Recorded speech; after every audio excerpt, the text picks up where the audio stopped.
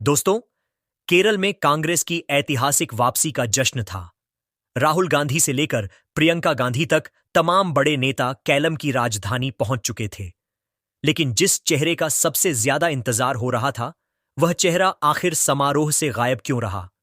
तमिलनाडु के मुख्यमंत्री विजय को खुद आधिकारिक न्योता भेजा गया। कांग्रेस के सबसे करीबी सहयोगियों में गिने जाने वाले टीवी के प्रमुख विजय आखिर राहुल गांधी के बुलावे पर केलम क्यों नहीं पहुंचे? क्या इसकी वजह सिर्फ सुरक्षा और भीड़ थी, या फिर इसके पीछे दक्षिण भारत की राजनीति का कोई बड़ा संदेश छिपा है? सवाल यह भी है, क्या विजय जानबूझकर कांग्रेस से दूरी बनाकर चल रहे हैं, या फिर वह अपनी अलग राजनीतिक पहचान को लेकर कोई बड़ा दांव खेल रहे हैं? आज इसी मुद्दे पर बात करेंगे कि आखिर राहुल गांधी के बुलावे के बावजूद विजय ने केरल जाने से इनकार क्यों किया, और क्या यह फैसला आने वाले समय में दक्षिण भारत की राजनीति का नया संकेत है? नम दोस्तों, केलम के शपथ ग्रहण समारोह में थलपति विजय के नए पहुंचने के बाद सियासी गलियारों में अलग अलग तरह की थ्योरी सामने आने लगी। जितने मुंह उतनी बातें कही जाने लगीं।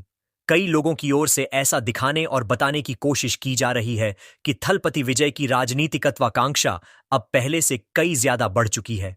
कहा जा रहा है कि विजय अपनी पार्टी टीवी का विस्तार सिर्फ तमिलनाडु तक सीमित नहीं रखना चाहते, बल्कि दक्षिण भारत के दूसरे राज्यों में भी अपनी राजनीतिक जमीन तैयार करना चाहते हैं।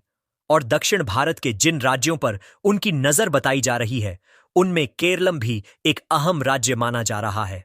दोस्तों, जब थलपति विजय सियासत में एंट्री करने के लिए अपनी रणनीतियों को अंतिम रूप दे रहे थे, तब पार्टी बनने से पहले ही उनके फैन क्लब तमिलनाडु के लगभग हर जिले में सक्रिय थे। इन फैन क्लबों का मकसद था सिर्फ विजय की फिल्मों को प्रमोट करना या सिनेमा घरों तक भीड़ जुटाना नहीं था, बल्कि उनके नाम पर सामाजिक और जनसेवा से जुड़े काम करना भी था।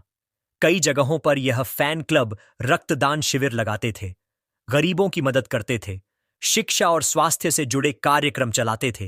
यानी विजय ने राजनीति में आने से काफी पहले ही एक ऐसा ग्राउंड नेटवर्क तैयार कर लिया था जो सिर्फ फिल्मी लोकप्रियता तक सीमित नहीं था, बल्कि सामाजिक पहुंच भी रखता था।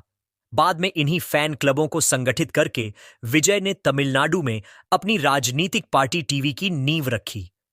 यही वजह है कि बहुत कम समय में उनकी पार्टी को जमीनी स्तर पर मजबूत कैडर और समर्थकों का आधार मिलता दिखाई दिया।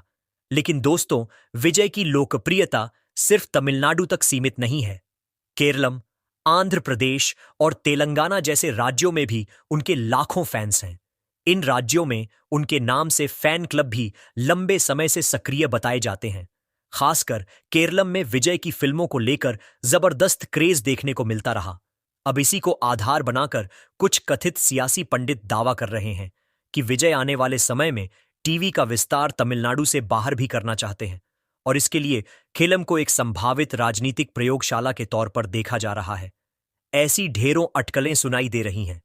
कईयों का तो यहां तक दावा है विजय देश की राजनीति में छा जाना चाहते हैं।